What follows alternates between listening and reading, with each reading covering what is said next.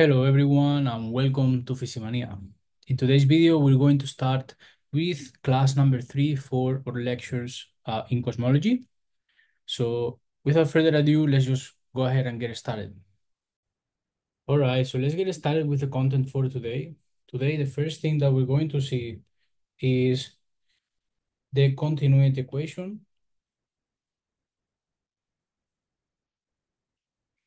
Then we will take a look at the equation of a state.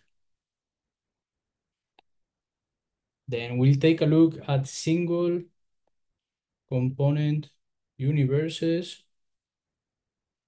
What this means is basically that we will take a look at whether the universe has been or not has been, whether what happens with a universe which is dominated by only one component, like matter, radiation, the energy of vacuum. In this case as well, we will take a look, something like that. And then we'll take a look at a multi-component universe, which is basically dominated by many different components.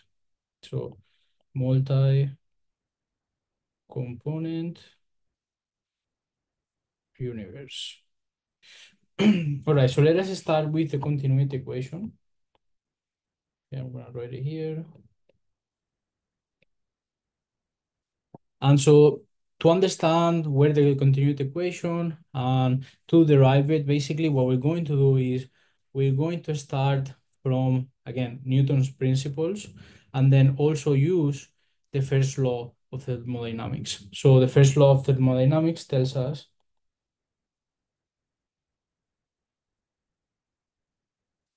that the change in heat flow in a system is going to be related to the change in energy plus the pressure times the change in volume. Okay. Now, uh, obviously here we are assuming that the pressure is not changing, so that's why we have this pressure, and we don't have, for example, something like plus dp times v. Okay, so in this case, we're only considering the change in volume. And so the first thing that we're going to consider is basically we're going to have a universe which is going to be like a sphere, and that sphere is going to have a comoving radius r. Okay, this radius, where this radius is the comoving. Okay, is the comoving radius of this universe. And again, we're also saying that this universe, which is a sphere, is going to be a smooth universe. Is not going to have any clusterings, and also we are saying that is undergoing an adiabatic expansion. An adiabatic expansion is characterized by the fact that we have no net heat flow in and out of the system. What this means is basically, in a sense, is that the dq is going to be equals to 0 because we have no heat coming in, no heat going out. Okay, so dq is equal to 0. And so if we now go ahead and take the derivative of the first law of thermodynamics with respect to time, we take the derivative with respect to time, which again, derivative just means that we're taking the change in this equation with respect to time of all of its parameters. Then what we're going to get is going to be the change in energy over time, okay, where the dot here is going to denote that change in that change of energy over time, plus the change in volume over time times the pressure being equals to 0. Again, we're saying that the pressure is not changing with respect to time. Now, then what we need to do, okay, in order to continue is find an equation for both of these change in energy and then change in volume for our sphere or for our universe. And in this case, now, we're going to start with the change in volume because you're going to see that we are going to more easily express everything in terms of volume and find the continued equation. So let me just go ahead. Now, the volume of a sphere is then given by 4 pi over r times the physical radius to the cube, right? And so remember, any physical distance can be related to a comoving distance through the scale factor, as we have seen in previous videos. And this means then that we are going to get 4 pi over 3 times the scale factor to the third power or to the cube times the comoving radius to the cube, okay? Now, if we take the derivative of this, then what we're going to find is basically the only thing that is going to change is going to be the scale factor because the comoving radius doesn't change as a function of time. And what we're going to get is the following, is 4 pi, right? The 3 is going to cancel out with the 3 that comes down by taking the derivative. And then we're going to get a squared times the derivative of the scale factor with respect to time times the cube of um, the comoving distance. Then what we can do to try to simplify this in terms of parameters that we already know is the following. If you realize now, if we divide and multiply by the scale factor, then we will have a dot over a, which will give us a Hubble parameter, and then we will recuperate the equation for the volume. So what we have is 4 pi times a to the cube times r to the cube a dot divided by a. And then we have the same thing as the volume, except we're missing a factor of 1 over 3. So what we'll get is 3 times the volume times the Hubble parameter, okay? As you can see. So basically the derivative with respect to time of the volume is going to give us this parameter of 3 times the volume times the Hubble parameter. All right, perfect. Now let's try to derive um, what is the change in energy for this sphere as a function of time. Now, we know that the energy density, right, which we have seen in other videos, is given by the energy divided by the volume, okay? So this means now that the energy can be rewritten in terms of rho times the volume. And so if we take the derivative of this equation, then the change of energy with respect to time is going to be given by the change in rho times the volume plus the change in volume times rho, okay? We already have an expression for what the change in volume is. So what we're going to have now is rho times the volume plus 3 times rho times h times the volume again, okay? So what does this mean? If we go back to this equation and then we plug everything that we have found, what we are going to obtain is the following. We're going to obtain from the change in energy, okay, plugging this side of the equation, we're going to have rho times the volume plus 3 times rho times h times the volume. And then we have the pressure times the change in volume, which was, as we found here, 3 times h times the volume. And all of this is equal to 0, as we have from here above. So now what we see is that the volume is going to cancel out because we can factor it out, and then it's going to be set up equal to 0. So it's not dependent on this continuity equation. And finally, then we can factor out the terms that we have here with h. We're going to obtain is that the change in energy plus 3 times the Hubble parameter times rho plus the pressure is going to be equal to 0. And this is what we denote as the continuity equation. Basically, this continuity equation is telling us how the energy density of the stuff that is field in our universe changes given a specific function of this density, and then also the pressure that we have for this specific substance. Okay, we're going to call it substance for now, or even if we have many different components, it's a substance. And also obviously at any given time. Perfect. Now, this basically is going to lead us, so let me just write here continuity equation. This will lead us now to the equation of state, okay, which basically comes from looking at the parentheses here. So the equation of state is defined as the pressure divided by the energy density of a fluid. And this is also obviously given in terms of natural units. So I'm going to put that here. If we wanted to go to the SI system, where we have to incorporate back any speed of light dependence or Planck's constant or the Boltzmann of the constant of the Boltzmann constant, then what we're going to obtain is pressure divided by rho times the speed of light squared. Okay.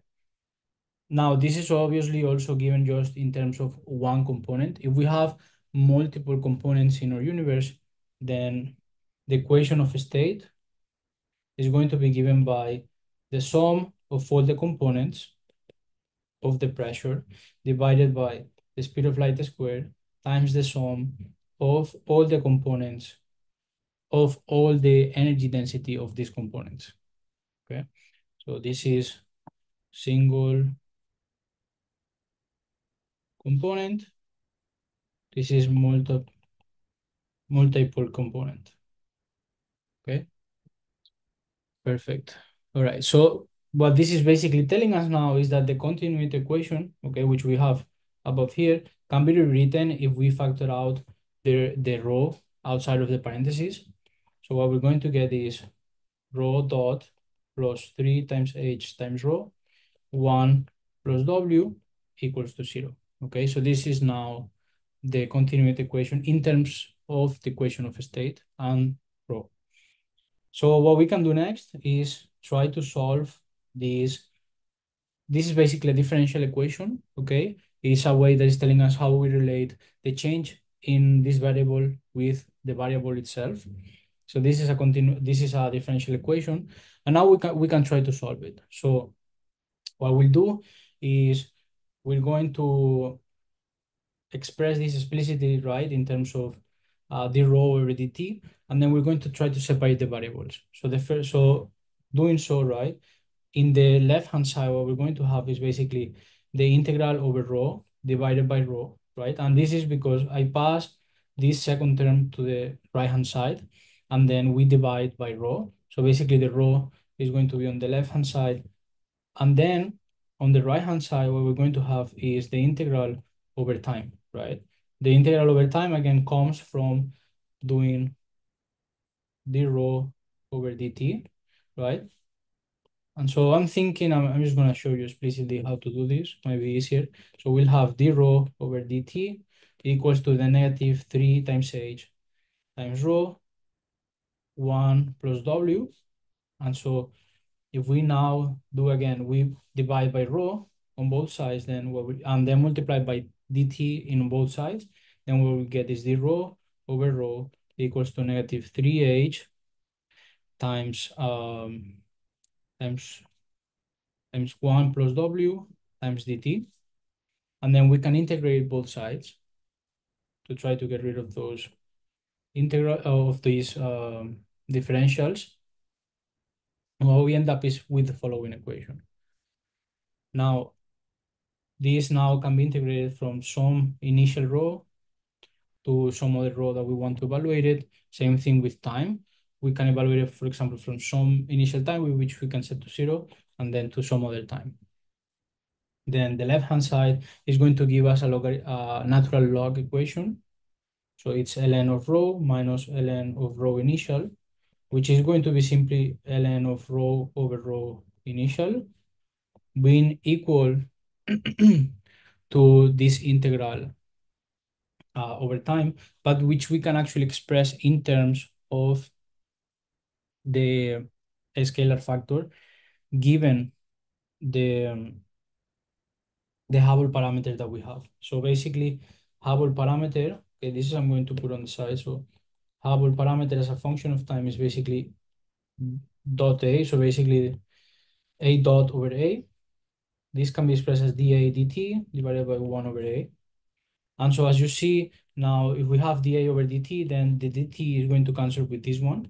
And what we end up having is basically this scalar factor being evaluated from some initial a naught to some other a.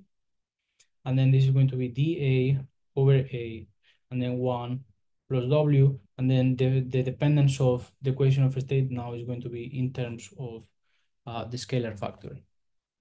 So now basically what we see is in order to solve this side of the equation, we need to know how W or the equation of state, whether it changes with the scale factor or it doesn't. So let's look at these different examples that we're going to have. And also, let me just say here that for A0, I'm going to assume that this is equal to 1, okay, which is the scale factor today.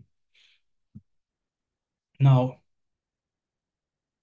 what we are going to do next is we're going to assume that W of A, so basically the function of this equation of state as a function of a scale factor, is not equal to a constant, okay? So basically it does changes as a function of a scale factor.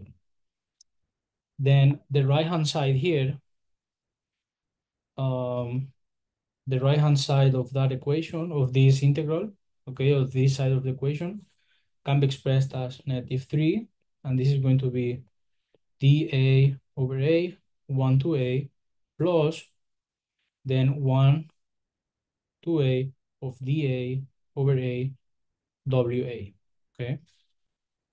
So obviously the first term here on the right-hand side is simply going to give us a logarithmic equation again, and this is going to be then -3 ln of A plus, or in this case, -3 times the integral from 1 to A, dA over A, W of A. Now, whenever we have, according to the rules of logarithms, whenever we have a constant in front of the logarithm, we can pass it inside of the argument of the logarithm equation as a power of that variable. So what we end up having is basically ln of A to the -3 plus -3, 1 to A, dA over A, WA. Okay, so that's our result for this. This is as much as we can do unless we know exactly what this WA is. I mean, we can also try to actually express it a little bit better. Okay, so basically what we're going to try is just basically find this row in terms of the in terms of everything else on the other side. So what we're going to do is we're going to go to this equation and then we're going to multiply everything by by an exponent, okay? Because the exponent, what it's going to do is going to cancel out this natural logarithm. And what we're going to find basically now is rho is going to be equals to rho initial times. Now, as you can see, we have, it's going to be basically the exponent of everything in here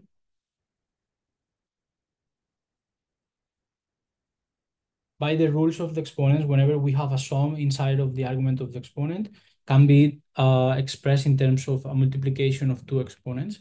So basically, this is going to be equal to rho times the exponent of ln of A to the -3 times the exponent of the integral between 1 and A of dA over A times W of A. And so basically now what is going to happen again is just that the exponents are going to cancel out with the logarithm, and then we're going to get rho initial times some negative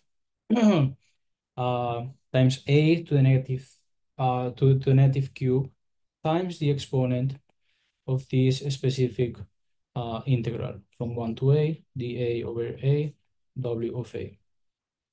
Also, so I've been saying basically here that this is kind of like a rho initial, but in reality, how we're going to express this in cosmology is that this rho naught, okay, this rho naught is going to be the value of the energy density today. So basically, this is going to actually represent the energy density today, and the rho, this rho that is going to be a function of the scalar factor, is actually going to be the energy density of whatever fluid we're going to analyze in the past. So basically, because as we look to our galaxies, we are actually looking towards the past, okay? Because the light that is traveling, that we are receiving is coming from the past.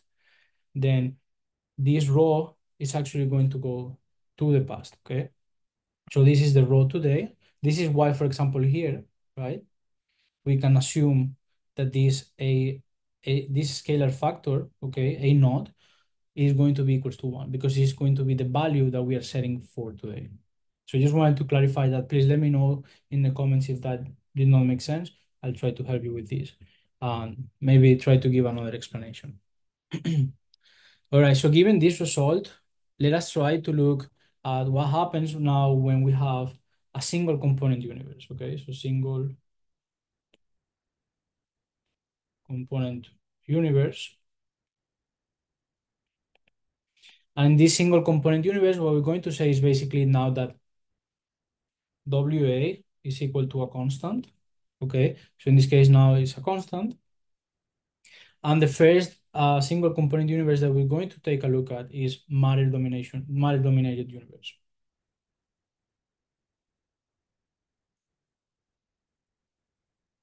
Right, so matter-dominated universe. I'm sorry, I'm writing a little bit bad here today, but well, it's fine. And so in a matter-dominated universe, what we actually have is that the equation of state is close to zero. And we're going to prove why right now. So the proof for this is we're going to assume that also what we have for matter is an ideal gas. Okay, we're just going to start with the assumption that we have an ideal gas.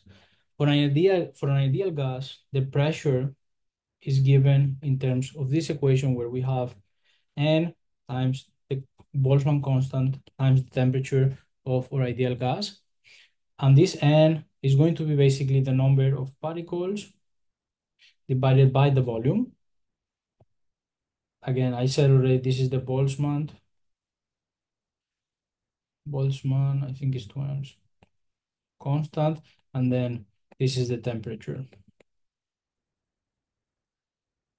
So this is the first thing. Then the energy density is actually going to be given by N, the number of particles per unit of volume, right? So we're already getting the volume from somewhere, times an energy, right? We need an energy. And if you remember from relativity, Einstein basically told us that the energy is going to be expressed in terms of mc squared, right? For whenever we have um, a particle or whenever we have a body, an object that is not traveling to speeds that are very close to the speed of light, then we can approximate its energy in terms of its rest mass times the speed of light squared. So that's what we're going to do here because what we have is an ideal gas which is not moving relativistically. And in this case, we're going to have N times M times C squared. This is going to be our energy. So if we now take a look at the equation of a state, which is pressure divided by rho times C squared, okay, we're going to restore all our C units. Then what we are going to actually have is N times K times the Boltzmann constant times the temperature divided by N times M times C to the fourth power, right? Now, let us just look for a moment at the ideal. So okay, obviously here we have that this cancel out and then we can continue, okay? Sorry, it was just bothering me for a moment. But the energy in an ideal gas is mostly kinetic energy, okay? As we can learn from thermodynamics. And this energy is actually approximated as the Boltzmann constant times a temperature, which is going to be equal to the mass times the average squared velocity in the system, which this one is actually known as the root mean square velocity of these gas particles. Now this velocity now, well, in fact, what we can see here is now that we can just plug the kb times t into the equation of state. And what we're going to find is m times the change times the velocity square divided by m times the c to the fourth power.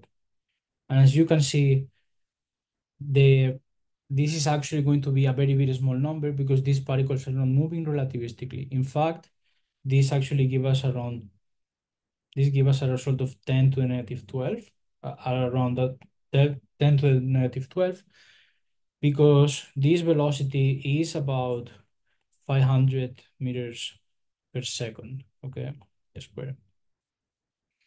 And so as you can see, this basically implies that the equation of state can be approximated as just being equal to zero.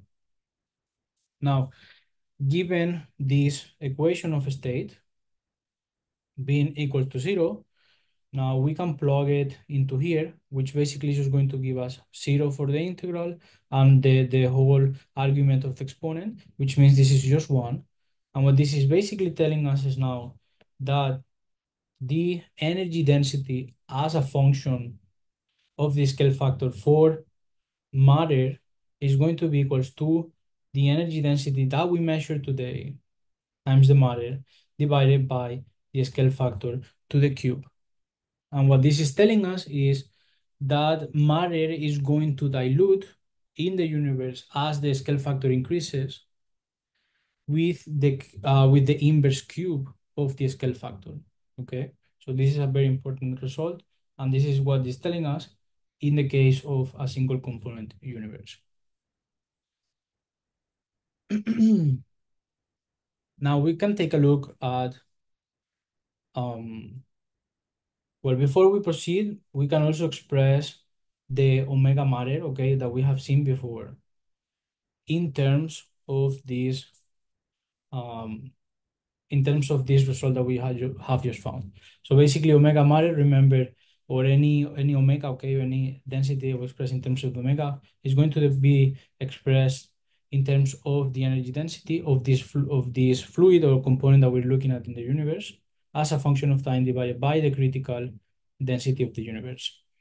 And so because now we have this result from here, then we can just express it in terms of the energy or the energy density of matter today times a, sorry, and this is supposed to be a 3 because on the bottom, but it's going to be a negative 3 time as a function of time, okay? And we'll see now in just a moment how this actually scales as a function of time divided by rho critical as a function of time as well.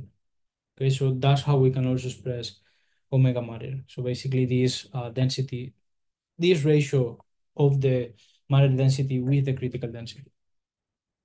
All right. So assuming now for simplicity, right, a flat universe, right, the first Friedman equation can be expressed in the following sense. So this is just an example so you can see how this can be applied. Now, using Friedman, the first Friedman equation, which is a dot divided by a square both terms, is going to be equals to 8 pi times g divided by 3 times rho matter, basically as a function of time. Both of them, both sides are actually as a function of time, which we know can be expressed in terms of 8 pi times g times rho of matter initial divided by 3, and then this is times 1 over the scale factor to the cube. This means actually that this side is going to be actually the Hubble constant today to the square, which is also can be also being seen from this side, right? If we set up equal to 0, time equals to 0, which is today, then we're going to find that that is h naught. This is going to be basically the same thing here as here. And so what we're going to find is that this is h naught squared times a to the negative 3 as a function of time. And now what we can do is we can try to find, because now this is another differential equation. This is another differential equation. So what we want to do is try to find the equation as a function of time for the scale factor. So the scale factor as a function of time. per set. And what we're going to now take the square root in both sides, and we're going to get a dot over a. Let me go to blue again. We're going to have a dot over a equals to h naught squared times a, sorry, not squared because we're taking the square root in both sides. So this is going to be negative 3 over 2 as a function of time. Or in this case, I mean, we're going to pass now to have everything, you'll see, in terms of a. So what we want to do is now have dA over a, and this is going to be basically multiplied by a to the 3/2 equals to h naught times 0 to t. And this is going to be from uh, a at the beginning of time. Okay, so the beginning of time means like early in the universe, which is going to be from a equals to 0 to another a, and this is times dt. Now this here is going to give us 3/2 minus 1. So 3/2 minus 1, which is 2 over 2, is going to give us 1/2, or negative 1/2 should be.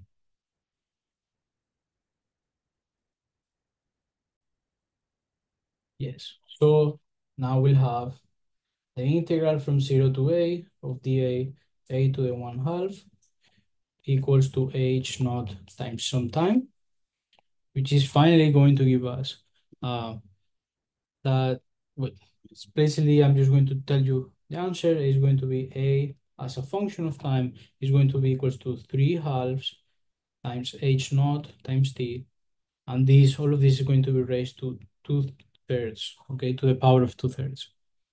And again, going from this side to this side is not that difficult. Just do the integral here, which is simple to do, and then simplify to find this answer. Now, if you realize now the scale factor doesn't have units, it's unitless. But here we have time, and then times some factor of 3/2 times h naught, which means that we want, because this is unitless, then this side should also be unitless. And this means that if we have a unit of time here, then this h naught should have actually units of inverse time, which in fact it does, right? If you look at the a dot over a, that's 1 over seconds, which is what we want, so that's good. And what this is actually telling us is that these 3/2, which is another time that we're going to call t naught, is going to be the time of the universe in a matter-dominated universe. And this is going to be 2/3 over h naught to the inverse. So basically, a as a function of time can be expressed as t over t naught to the 2/3. So now we want to take a look at a radiation dominated universe. Radiation dominated universe.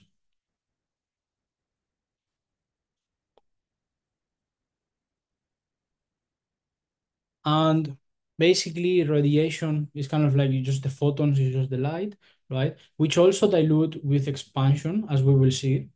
But what happens is also that the wavelength that these waves of light have are actually also going to stretch with the universe.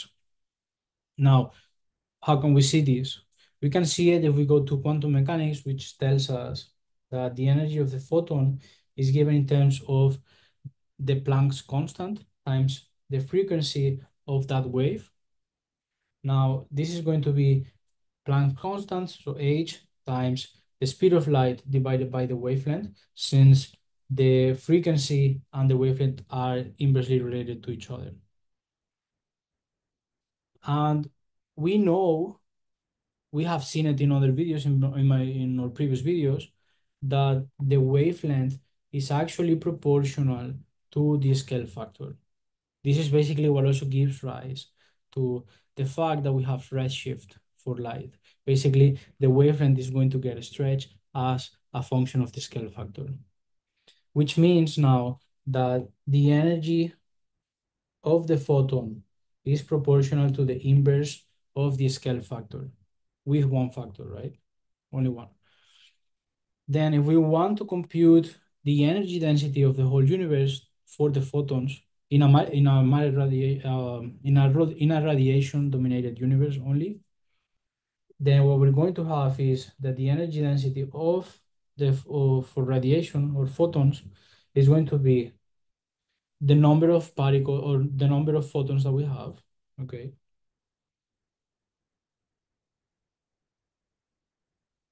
times their energy divided by a volume. We already know that the volume scales as the inverse of the scale factor. And we know the volume is given in terms of the scale factor to the third power, right? We saw that before when we were doing the, the universe. As you see, any volume relates with the scale factor as a cube, which means that in our result here, we're going to have A inverse divided by A to the cube. So basically, the energy density in the universe is going to be proportional to the scale factor to the negative fourth power. So basically, A to the negative 4. What this is telling us, okay, if we take a look at the equations that we were deriving before, okay, where this is going to be a constant, okay. So again, we haven't done that explicitly, so maybe let me copy this for a moment, and then we're gonna see it. So this is rho as a function of A. Now, if WA is a constant, then we can actually take it out of this integral. So we're going to have S3 times W, whatever number for W we have. We already know that this is going to actually give us ln of A.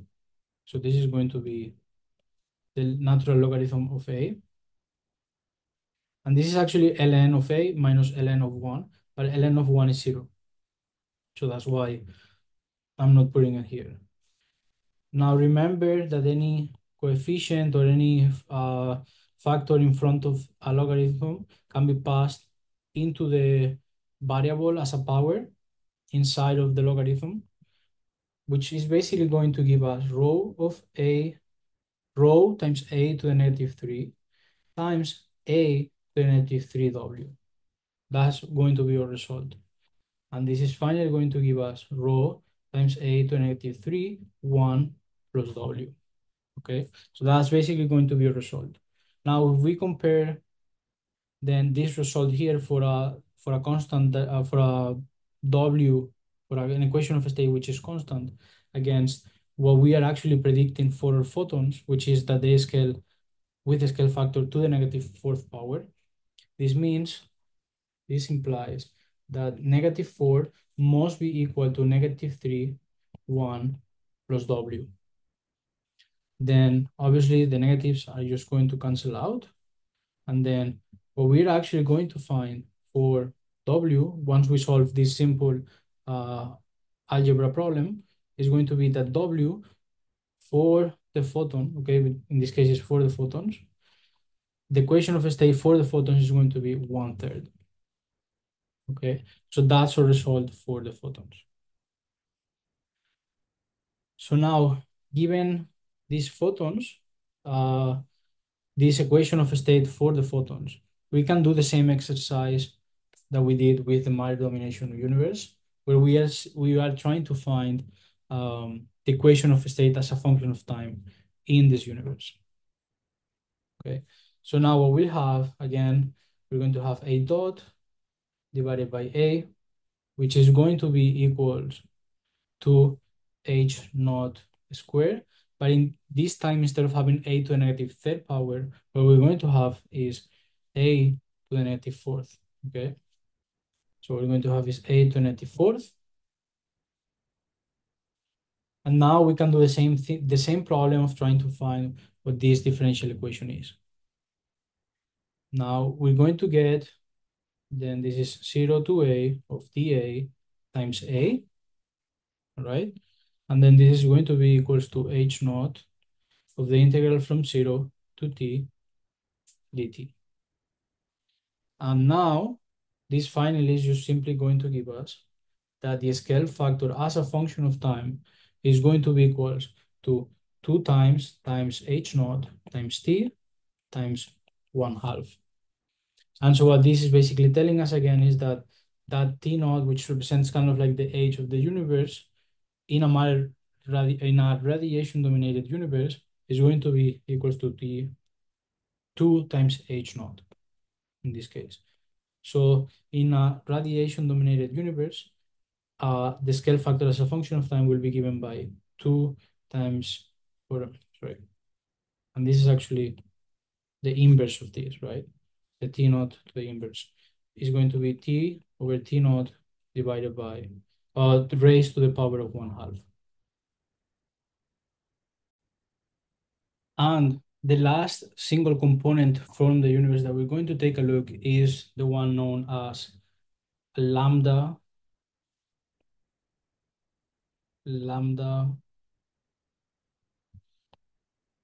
dominated universe,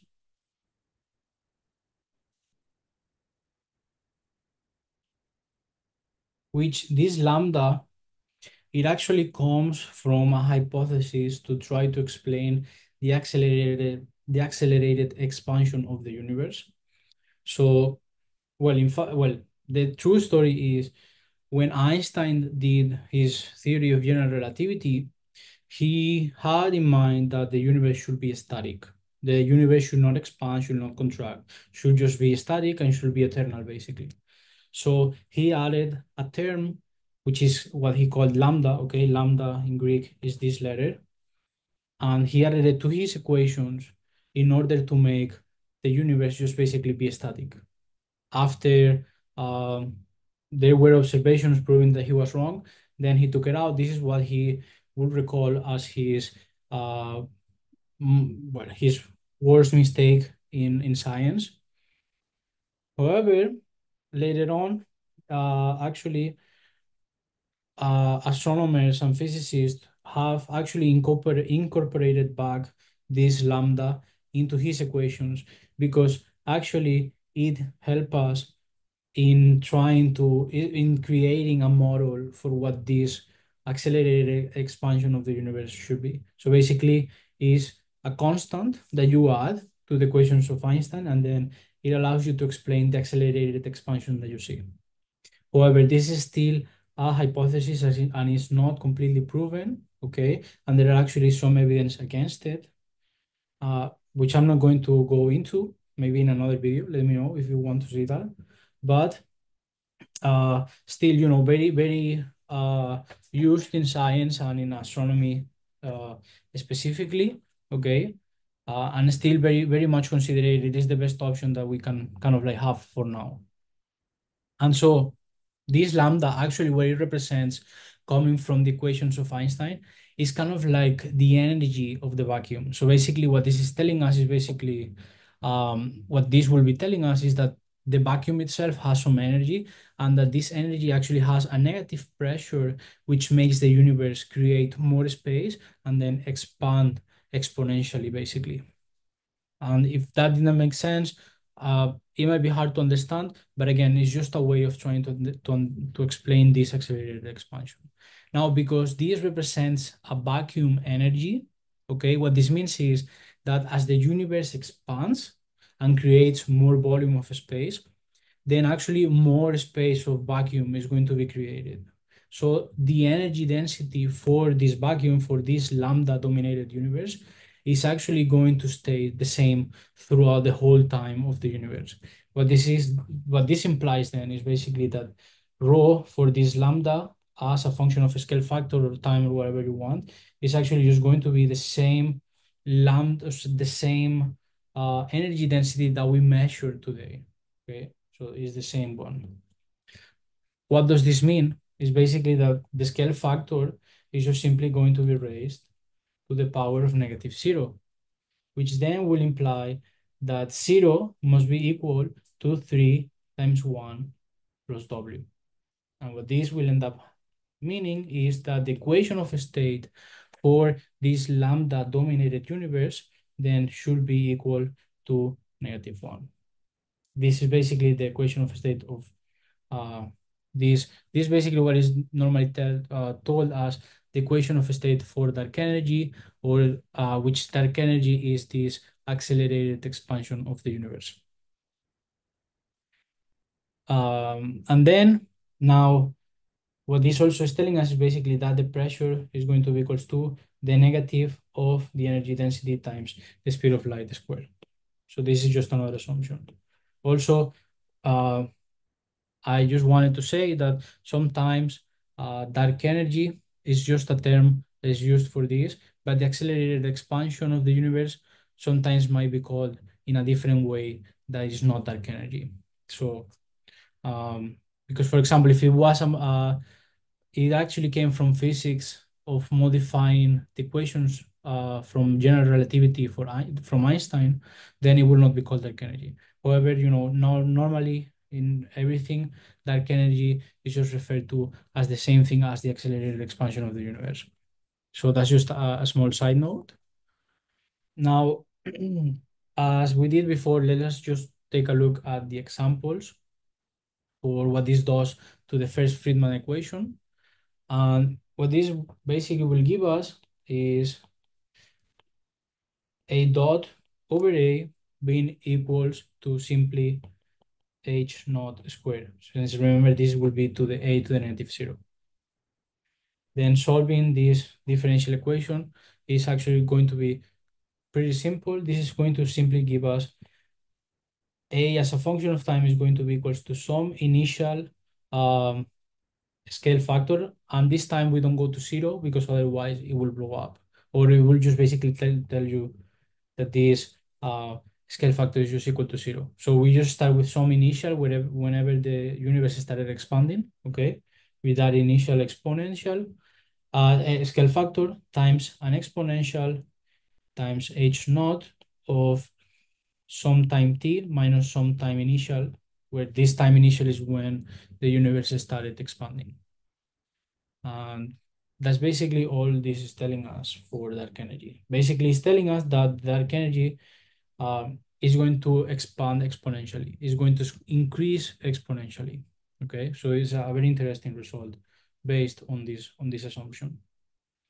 Now, finally, okay, let us just look at a multi-component universe. So multi-component universe, and basically, I'm just going to give you the equation for what this is, but the way that this works is that we start from the first Friedman equation, okay, which will have the Hubble parameter as a function of this scale factor, then times 8 times rho, 8 times pi times g divided by 3 times the rho, okay? And remember, for the rho, we have different multiple components. So basically, this will be kind of like the sum of all these components. And this will give us 8 pi times g divided by 3. And this can be expressed in terms of the niche or the energy densities today and the scale factors as rho of matter today times a to -3 plus rho of photons or radiation today times a to -4 plus rho times dark energy times today minus or times a to the -3. And I'll explain something in a moment about why we are going to keep the equation of state as it is, 1 plus W plus or minus the energy density of the curvature of space, which actually also comes into play if we want to include general relativity or the results from general relativity for this Friedman equation. Okay. Now here, normally, actually, as I said, having the lambda dominated universe or having this equation of state where you have the universe expanding due to the vacuum energy is a hypothesis. Okay, it is not something that is fully proven yet, or has not been discarded yet either. So what we want to do as scientists is try to prove whether this equation of state is going to be -1 or not, which can actually tell us where are we on the right track or not. And what scientists normally do is for this Friedman equation, they will just keep this W, and then they will try to find the result for this W compared against actual observation from galaxy surveys, or like, for example, the dark energy spectroscopic instrument, which is one of them, and which I'm part of. So that's why I'm telling you. Okay, but we keep that normally here because we want, to have it as we want to be able to test whether this hypothesis is true or is not true. And then again, this right-hand side actually can be actually also expressed in terms of the omegas, okay, the ratio between the omega and the critical density. So what you'll do is basically multiply by the critical density today, divide by the critical density today as well. And then what you end up finding is you have h naught squared times omega matter to the -3 plus omega radiation times a to -4 plus omega of dark energy or lambda times a to the -3 1 plus w plus the energy of the curvature times a to the -2. Okay. And so this is basically all we want to do now for a multi-component universe. Obviously, you can solve this in order to try to find also what the scale factor is going to be as a function of time. But it's going to be a more difficult problem. We're probably going to need numerical solutions, doing it in Python. So maybe this is something that we'll do in the future, where we're going to do, if we hopefully do some problems, or I show you some problems. But for now, this is all I wanted to say about multi-component universe, how we can express this first Friedman equation. And so that's all for today. I hope you have learned a lot. Hope you like it. And please let me know if you have any questions in the comment section. Um, we'll see you in the next video. Thank you.